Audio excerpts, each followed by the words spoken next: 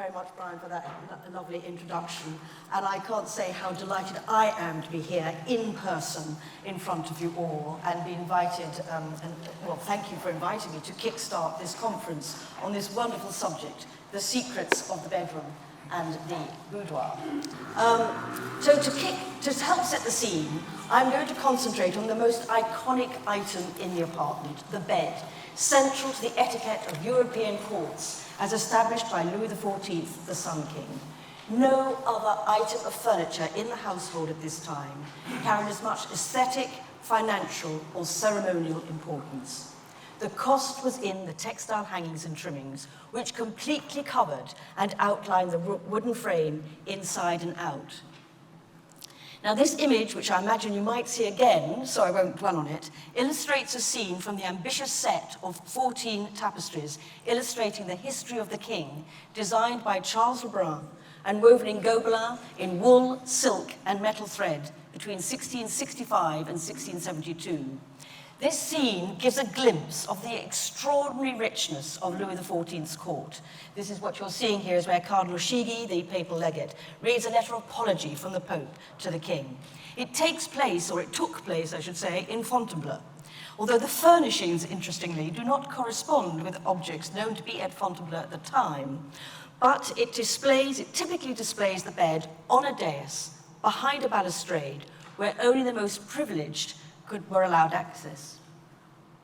Other European rulers, not least Charles II in England, affected this French idea of holding audiences in the bedroom, and it became a mode of fashion adopted by courtiers and subsequently down the social scale in the 18th century. The bed was the focal point, the symbol of authority, and as a consequence, the most expensive object the household could afford. No French royal bed survives from this period in France, but the King's bed at Knowle in Kent gives an indication of the magnificent splendor. Probably made in Paris around 1673, it was presented as a gift or was specially ordered to celebrate the marriage of Mary of Modena to the Duke of York, who was the future James II, of course. Some of the most sophisticated beds were imported from Paris during the 1670s, and all were of this rectangular shape known in England as the French bed, or lit à la française. As you can see, the glory of the bed is in the extravagant hangings of French tissue or lampus, of yellow and cream silk with a floral pattern, enriched with gold and silver thread, making it extremely heavy, so it's amazing it survived. And of course, the complex trimmings. The dramatic impact, though, of the contrasting colors has been sadly lost, and this is something I'm going to have to be repeating throughout this talk. Not only has the lampus and its metal thread degraded, but the inside hangings, the backcloth, the tester, the curtain lining, and the counterpane have all dramatically faded. So you have to imagine it was originally a coral-colored silk. Those items I've just listed were originally a coral-colored silk worked in gold and silver thread and black silk to create a floral design, which you can just see here.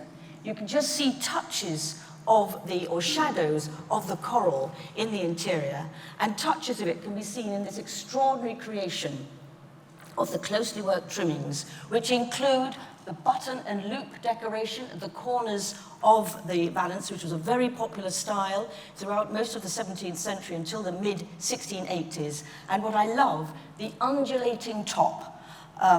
It's a scrolled top, which is trimmed with lavish fringe, as I'll show you in a minute, which was referred to, and this is the first of one of my wonderful quotes that I'm going to give you, it was referred to as cuts and scrollops by Jean Poitevin, the talented French upholsterer working for Charles II and several of his courtiers. Here are several details of the passementerie. The valance fringe, which we would call a pelmet today, a valance, but the valance fringe was always the most lavish on the bed. And it's made up here of compact ribbons and bows of vellum wrapped in gold and silver thread with tied tassels of metal silk and coral silk suspended from gold and silver twisted threads. You can see this here. This is where this coral comes out. No documentary evidence survives for this bed, but these trimmings could have been described as fringes of goldsmith's work, indicating where a considerable percentage of the cost lay. William Gosling was one of the most prominent of the London lacemen. Laceman was a name given to a trimmings maker. So if you hear me say lace, don't think of the frothy lace, think of trimmings in general. So William Gosling was the most prominent of the London lacemen in the 1670s and 80s. He was knighted in 1684 and was appointed His Majesty's laceman in 1687. And he supplied a deep gold-coloured valance fringe in 1674, and I quote, "for a bed coming out of France, all embroidered with gold wire and 13 ends of loops of gold wire." He is describing here what would be the buttons and loops. And the cost, though, of the metal thread was 12 shillings an ounce. Now, this is unusually high for bed trimmings, which were usually half of that, or just over half, between 5 and 9 shillings an ounce. But the Knoll examples are definitely in that higher cost bracket, and may have been similar to that supplied for Queen Catherine of Braganza's yellow damask bed at Windsor Castle in 1678, where a mere 7¼ yards, or just 7 meters or so, of elaborate fringe and a few other ornaments cost nearly, in the price of the day, £440, which is the equivalent, well over the equivalent of £65,000 today. Fabrics enriched with gold and silver thread and figured velvets were the most expensive used for hangings, but plain velvets and silk damasks were more commonly found and used by the wealthy clientele, combined with contrasting linings of silks and satins. This bed at Dunham Massey is another example of a marriage bed. In this case, the marriage of the Duchess of Somerset. She divorced the 4th Duke of Somerset to her 3rd husband in 1682, where she obviously merited a good bed here. Hung with crimson silk velvet, it was originally lined in white satin. The yellow came in the later 18th or early 19th century. So it was originally lined in white satin, which was embroidered, and wait for it, in black, crimson, ivory, yellow, and blue and green silk. Similar colours that are picked up by the trimmings, which you can see a detail here. To give you an idea of scale, this portion here is about 27 centimetres or 8 inches long. Note also the gilded feet and the finials. These were replaced when the bed was restored in 2007, and are really important to give that bed, to convey prestige and status. These gives it extra height. In England, many of the rich fabrics were imported from Italy, while the trimmings were mostly made in London. This mouth-watering detail from what was probably called the Turin bed in the 1688 inventory, i.e. Turin in Italy, was made for the Earl and Countess of Exeter at Burghley House around about 1685. It shows a section of the fabric at the top, which was described in the 1688 inventory as a figured velvet with a gold ground. And the trimming itself, though, which incidentally isn't mentioned, and which is so annoying, is often trimmings are not mentioned in bills or accounts or inventories, but the trimming itself would sometimes be referred to as a festoon fringe due to its scallop shape. And it's still spectacular in colour and technique. It's still vibrant in its reds and pinks and greens and gold-coloured silk. What you're looking at here is wrapped vellum decoration, in other words, parchment, with these large scrolls and coiled infills. Where you're reading turquoisey colour here, you probably should be thinking of deep green. It's obviously faded a wee bit. This is probably the work of the French laceman called Peter Dufresnoy, who worked for the Exeters and a number of prominent wealthy aristocrats. But interestingly, many of the lacemen working in England at this time were actually English or British. They were English and Scottish, which is unlike other trades. The silver, upholstery, garvers and gilders, you see a lot of French names, but you see very few French names as the trimming makers, as the main trimming makers, as the main lacemen working at this time. Now, variety in colour, and I'm sure you've gathered that by now, variety and contrast in colour were integral to the design of these beds. But this can be so difficult for us to imagine now. We're looking at here the bed made for James II, hung with what was put in the warrant as a green and gold figured velvet with scarlet and white silk fringe. Just imagine those colours, green and gold with a scarlet and white silk fringe. But while it's difficult for us perhaps to imagine that dramatic colour impact today, what can be admired is the sheer lavishness of the trimmings maker. Here we are in the late 1680s. Gone are the back buckram stiffened valances. Well, they're still around, but what is also coming in, very fashionable, are the gathered valances. Gathered valances, which of course increase the amount of fabric being used. Fabric is expensive. This is sheer luxury. And the trimmings too, to match, were made in layers to create a three-dimensional, lavish Baroque effect. As you can see very much in this detail of the valance. This is a detail of the valance up here. And of course, we mustn't forget that furniture and stools were always made to match. And in this particular room, wall hangings as well. What I'm going to say is that the development of the state bed in Britain follows a different path to that of the French, which remains, as you'll see a slide, remains strictly uniform and box-like in shape, relying on flat hangings in rich fabrics, embroidery and trimmings to create that luxurious effect. You're not seeing a box-like version here. This is what's happening in England. So in France, they remain strictly uniform, box-like in shape, relying on flat hangings, and I'm going to show you an outline in a minute. But in England, beds become increasingly extravagant. God is that lit à la française, that square rectangular bed. They are becoming extremely extravagant in terms of profile and height, with slender posts often teetering on gilded or japanned feet. I showed you feet in an earlier slide. And this is when it's quite good to refer to the bed designs of Daniel Marot, which were, of course, in circulation during the later part of the 1690s. And you're seeing a design on the far side here of a typical Marot bed design. Marot, for those who don't know, was trained in France in the workshops of Jean Leportre, but as a Huguenot fled to Holland and became architect to William III. And his designs are very similar to the Melville bed at the V&A, made for the first Earl of Melville around 1698 to celebrate his earldom and to represent his authority north of the border in Scotland. This bed has been attributed to the French upholsterer Francis Lapierre, but there were others that would be capable. But the height is typical at being over 15 foot, in other words, nearly 5 meters tall. And in its base, it's a good over 2.5 meters wide and similar in length. As you can see, it is hung with crimson velvet hangings, with valance swags and bell-like pleats, trimmed with matching tufted fringe of 8 different varieties and lengths. I'll show you a detail in a minute. The silk dyed was dyed in cochineal, which is a very expensive crimson dye. And in some of the trimmings, you can still see some of the silk moth cocoons amongst the silk.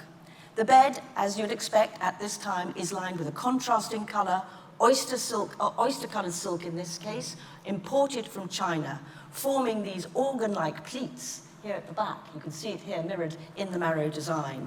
And the drapery curtains, which frame the headboard.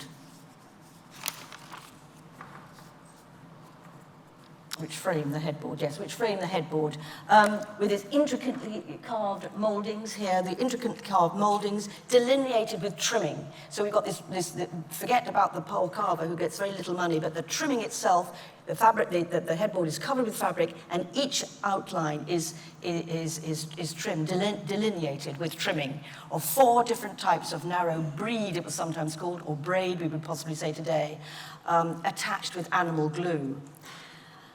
Narrower versions of this braid, often with a little pearl edging, a little looped edging, were also used to great effect as scrolling patterns on the counterpane. And on the counterpane of the Melville bed, pencil lines still survive on the silk to show how the pattern was originally conceived. The idea of the scrolling patterns, as you can see, as everything mostly did, came from France. And here I'm showing you one of those typical flat beds that I was talking about earlier, these very strictly delineated beds that are so typical of the French. And various designs were produced by people like Nicolas Guérard and in this case, G.A. Ducerceau. But you can see that the bed which is on the far left, the far side, this is created by embroidery, but also by narrow braid, creating these scrolling patterns, and you're seeing how Marot is adopting that side. But really, his designs tend to be more sculptural and more Baroque. Now, 1690s, as you haven't already gathered, was an extraordinary period of creativity, with new trimming styles being created and terminology to describe them racing to keep up. Different craftsmen developed their own language, which in England has continued to be the case, unlike in France. Tufted fringe, curl fringe, crepe fringe, twisted and faggoted fringe are all terms that start to be used at this time and seen here in detail from the Durham Park state bedroom. I'm showing you here a detail so that you can see. We're seeing the tufted fringe here, which we would call tied tassels today, with its yellow and crimson silk. And in between, sandwiched in between, it's alternating, are these bundles of crepe or twisted thread, which were called faggots at the time. And if you think of wood bundled in the middle, tied in the middle, faggots, that's where the term would have come from, faggots. And then between them, sandwiched between the two bundles or faggots, are these wonderful little floss silk, which is a loosely spun silk, tied in the middle with knots. And these were called, at that time, Fryars knots, one of my favorite terms of this period. The description probably comes from the friars, who would wear knotted belts. Only friars wear knotted belts, not priests, and that's where the term originally came from. You're seeing on this side here details of the state furniture that goes with the bed that is now at Warwick Castle, and we know, we have a description of the fringe supplier here. This is described as green, scarlet, and yellow. So look at that, green, scarlet, and yellow. You'll see how it's faded, but think of bright colours. All vegetable dyes, of course, but very bright colours, on a background of what was referred to as hook work lace. This bed, and I'll show you the bed now, that trimming, that furniture, comes from this bed over here, which is now at Warwick Castle, but it was ordered for William III, but used by Queen Anne at Hampton Court, then moved to Kensington Palace, where it was enlarged, and then it was changed again. So you're seeing a rather unprepossessing picture of this image, I think, with all these changes. It was changed when it was given to the Earl of Warwick, and which is why it's now at Warwick Castle, given as a gift to him in the 1770s. But I wanted to show it to you because of the detail here of the finial. The finials, which of course would be at the four corners of the bed. You're seeing it covered with red velvet with this same crimson, well, scarlet. Scarlet was a sort of orangey colour, by the way. It's not deep red, it's a sort of a bright scarlet. So scarlet, a deep orangey red, which is scarlet, green and yellow on the trimmings. The fashion for these three-dimensional trimmings continued until about 1714 or so. Those on here, on the near side here, come from the Earl of Salisbury's bed at Hatfield, where there were at least 3 different lengths of fringe. I'm showing you one here that is on the base valance. You can see the carpet here, and the detail. But the one on the outer valance would be even grander.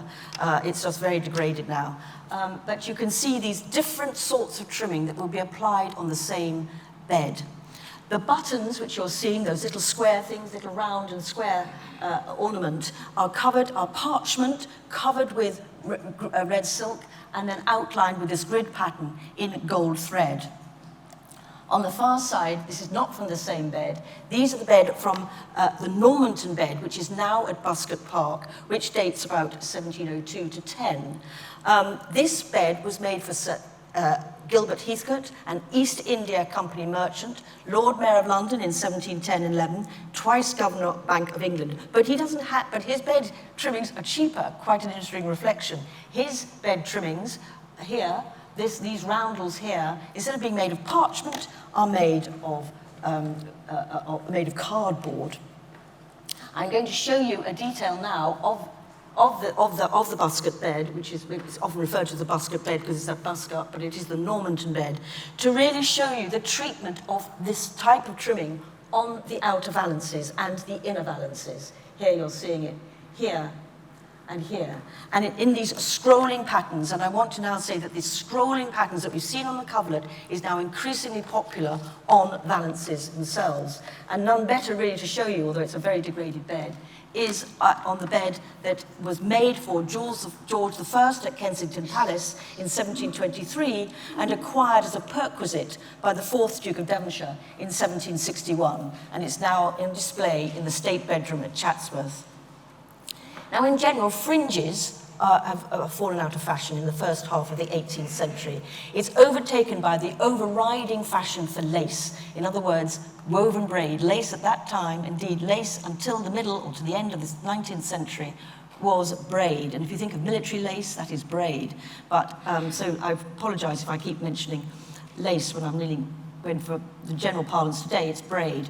But this was the work of the skilled orris weaver. Orris is another name for braid. The orris weaver, who was referred to as an ingenious tradesman in 1747. As with most fashions, they came down the social scale, so you'll see William Hogarth scrolling on his valances, but this is one of the best. This is a very expensive braid, we know that by the cost. And what I probably want to point out here is that it's the quality of the trimmings used rather than the design which creates or denotes wealth and status. And we should see that with the cardboard versus vellum buttons in the previous slide. But here we're seeing this very sophisticated design of the trimmings here, 3 different widths of braid, terminating in those scrolls with this wooden button covered with silk outlined with yellow. But again, degradation. Light is so damaging. And what we're seeing here was a bed that was referred to as a crimson damask before 1950, but now you can't say that's a crimson damask, it's a yellow and crimson damask, and what's happened is that the crimson warp has disappeared and revealing this yellow. So you're not getting that subtle effect that you would have done in the 18th century. Now, one can't give a lecture on the art of the trimmings maker in the designs of beds without mentioning the green velvet bed at Houghton Hall, a veritable tour de force of detailed planning, construction, and design. Overall, the use of metal trimmings on beds is considerably less than in the 17th century, but they were still used by those wishing to impress and had the money to do so. It's very expensive. And this bed certainly fits that category. Made for Robert Walpole in 1732, designed by William Kent, is hung with 2 tones of sumptuous green velvet, which of course is the colour of love, and the goddess Venus. The symbol of Venus, of course, very much dominating with that great shell on the headboard. The whole room is in fact dedicated to love. We have it's the theme of the ceiling paintings, it's the theme of the specially commissioned Brussels tapestries. But the whole room itself, it's very rare now to find a bed still in the original room for which it was made. The bed must have been built in this room, it's so huge. Again, it stands over nearly 5 meters tall. But what I want to point out before I move from this slide is the detailing of the trimming on the cornice itself. The bed cornice, which echoes the cornice. I've been up a scaffold and worked this out, that it echoes the ceiling, the cornice, the frieze in the room, as well as the door entablature. So this whole bed was created with as an integral whole. Here's a detail of the fringe, and apologies for the far slide, it's very difficult to get a bed with the interior, but always look in the interiors of beds. They are seen the least light and are probably the most effective. Now, amazingly, the bills survive for this bed, listing over 20 different designs of trimming that totaled, and I will round it up for you, £1,200 in money of the day, which is well over £200,000 today. Huge amounts of vellum ornament wrapped in gold thread, which is what you're seeing here. But I wanted to show you, because this would have been sheer bling, what you're seeing here is gold thread is made of silver gilt thread really, very fine layer of gold, which drops off with oxidization, exposing the silver tarnishes, and so you get a very dull looking look. And if you can't really restore it because the gold's gone. But what you're seeing here, which is a very drab, horrible-looking fringe, but absolutely at the time, it was the most expensive part of the bed. It hung on the inner valance and the outer valance of the bed. This fringe was described in the bill as a double rich gold bullion fringe with a vellum head. And with 6 gold tassels together, it cost, in the money of the day, just about £482, which is the minimum of £85,000 a day. That is just on the fringe. So it is a glorious bed and fantastic to have survived. A bed by one of his followers, William Kent, is using here a figured velvet, more expensive than the plain green velvet we've just seen, but a figured velvet is being used here. There's a bed, the design of the bed was made for George II, St. James's, and another bed was made similar to the design, as you can see, at for the third Duke of Devonshire. I'm going to show you a detail here of the fringe that you're seeing here.